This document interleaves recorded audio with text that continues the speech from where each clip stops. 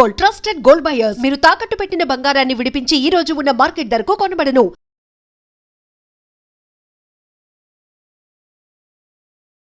Telugu cinema ఆడియన్స్కి ఈ content చూడాలి, ఈ కంటెంట్ చూడకూడదు అన్న క్యాలిక్యులేషన్లు ఉండవు సార్. అవును, వాళ్ళకి కావాల్సింది ఏంటంటే సినిమా బాగుంది అనేది వాళ్ళకి రిజిస్టర్ అయ్యే విధంగా promotion. Correct, 100%. But me cinema విషయంలో జరిగింది వచ్చేసి సినిమా కంటే కూడా సినిమా ప్రెస్ మీట్లో శివాజీ గారు మాట్లాడిన మాటలు అది ఇంకా ఎటో వెళ్ళిపోయి దండోరా అనే సినిమాని చంపేసి అది మొత్తం ఆక్యుపై చేసేసింది. ఒక నెగిటివ్ ఆరా మొత్తం ఆక్యుపై చేసేసింది. మీ సినిమా గురించి చర్చ లేకుండా పోయింది. దాన్ని ఆ ప్రమోషన్ టైంలో దాన్ని బ్రేక్ చేద్దామని నాకు తెలిసి మీ టీం నుంచి కూడా ఎలాంటి ప్రయత్నాలు జరగలేదు. అంటే అది మీరు మీడియాలో ఉన్నారు కాబట్టి అండ్ మీరు ట్రాక్ చేస్తారు కాబట్టి మీరు ఇంకా గట్టిగా చెప్పొచ్చు, నంబర్స్తో పాటు చెప్పొచ్చు, మీరు స్టాట్స్తో పాటు. నేను ఫీలింగ్ మాత్రమే చెప్పగలను, మీరు దాన్ని నంబర్స్తో జస్టిఫై చేయగలరు. ఎందుకంటే మీరు వెరీ క్లోజ్గా ఎక్కడ డిస్కోర్స్ ఎడిపోతుంది ఏంటనే దాని మీద అది మీ పని, అది మీ జాబ్ కాబట్టి. సో ఆ డిస్కోర్స్ తాలూకు ఎఫెక్ట్, ఇంపాక్ట్ ఏంటనేది 100% మీరు right person to say.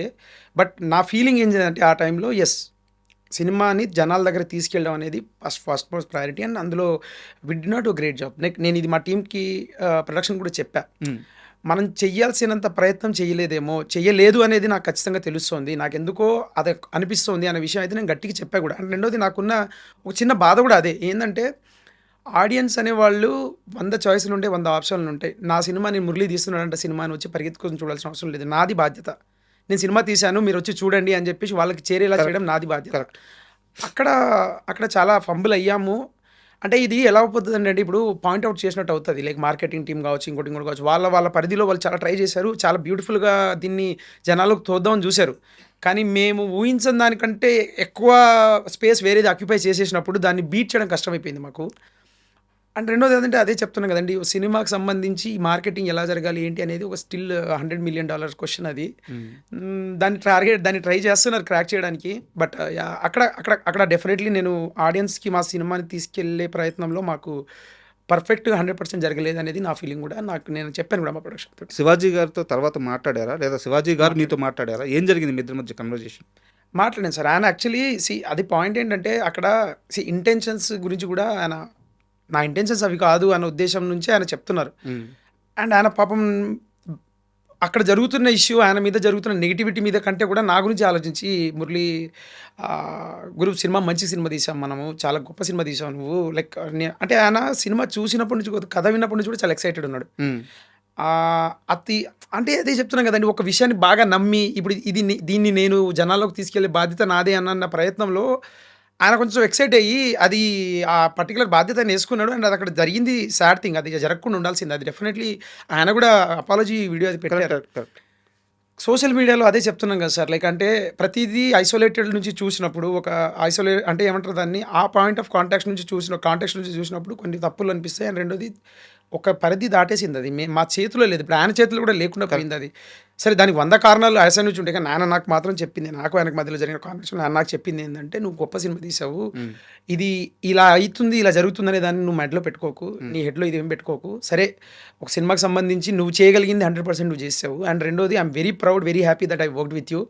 Okay, కొన్ని విషయాలు కొన్ని దాటేస్తున్నాయి, కొన్ని చూస్తున్నాను, ఏం చేయాలో నాకు కూడా అర్థం కావట్లేదు. అంటే I'm also trying to kind of understand this phenomenon. But you did a great job man, keep writing.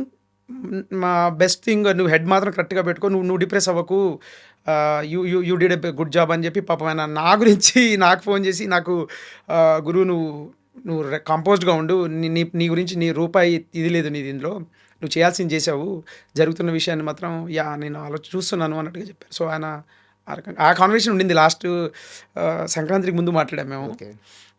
ఆ కాన్వర్సేషన్ ఉండింది. పాపం కొంచెం నా గురించి కొంచెం ఎక్కువగా వరి అయ్యి చెప్పారు అనమాట. అంటే సినిమాకి సంబంధించిన సక్సెస్ని డబ్బులతోనే కొలుస్తారు ఈ రోజుల్లో. అఫ్కోర్స్. సో మనం కమర్షియల్ క్యాలిక్యులేషన్స్ గురించి ఒక 2 క్వశ్చన్స్ ఉన్నాయి, అది అయిపోయిన తర్వాత దండోరా కంటెంట్ గురించి మాట్లాడుకుందాం. షూర్. అండ్ ప్రొడ్యూసర్ థియేటర్ పరంగా అది ఎంత మేక్ అయింది అనేది మనకు ఓపెన్గా తెలుసు. సో నాకు తెలిసి అతను సాటిస్ఫై అయి ఉండకపోవచ్చు.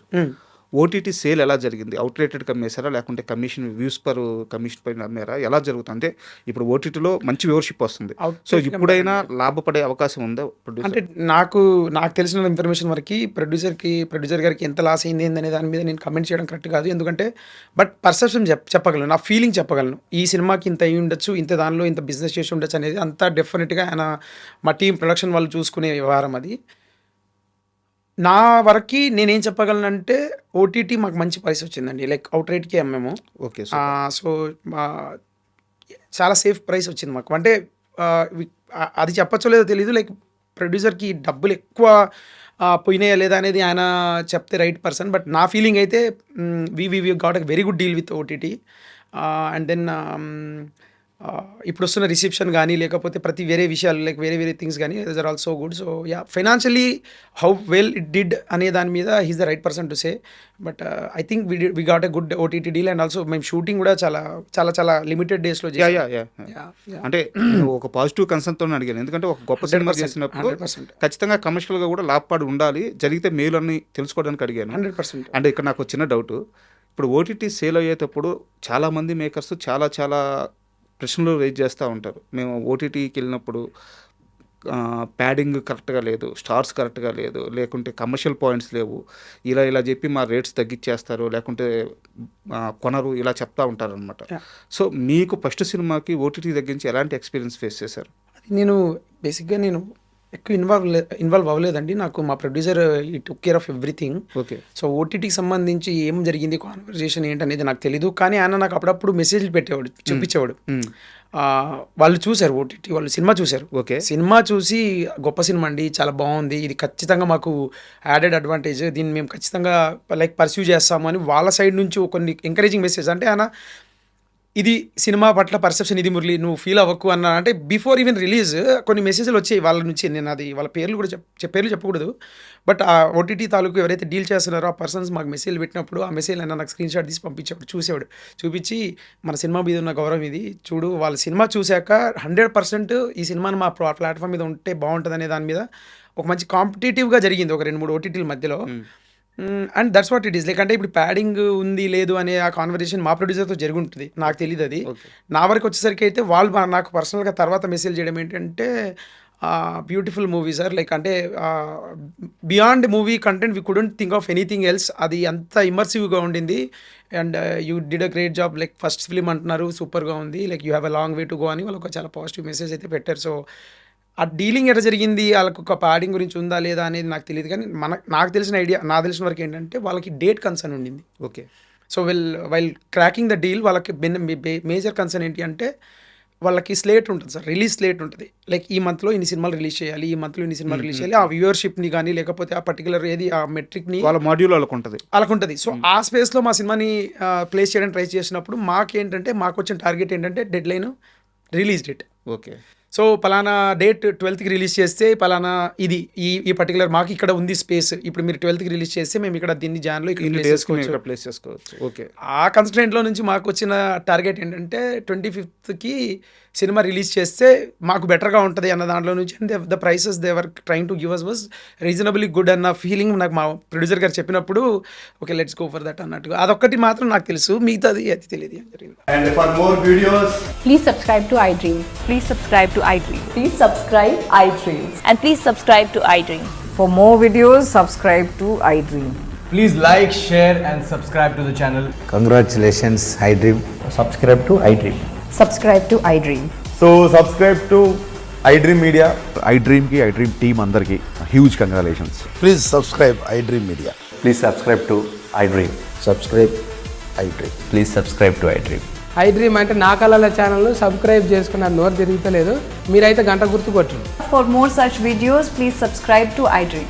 Subscribe to iDream. Please subscribe to iDream. Please subscribe iDream Media. Please do subscribe to iDream. Please subscribe to iDream Media. For best entertainment and information, please subscribe iDream. And don't forget to subscribe to iDream.